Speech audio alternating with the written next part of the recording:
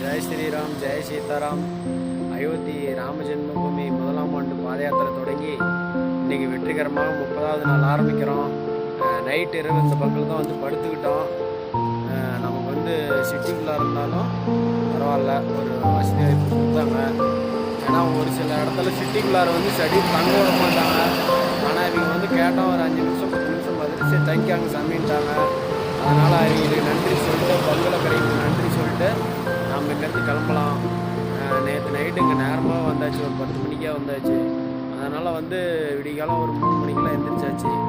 எந்திரிச்சதுனால மணி இப்போ 4:30 மணிக்கெலாம் கிளம்புறது வந்து இன்றைக்கி ஒரு நல்ல சூழல். ஏன்னா 4:30 மணிக்கே கிளம்புறாங்கிறதுலாம் ரொம்ப நல்லா நடக்கலாம் அதிக கிலோமீட்டர். அதனால் வந்து ரொம்ப சந்தோஷமாக இங்கேருந்து கிளம்பலாம். ஜெய் ஸ்ரீராம், ஜெய் சீதாராம்.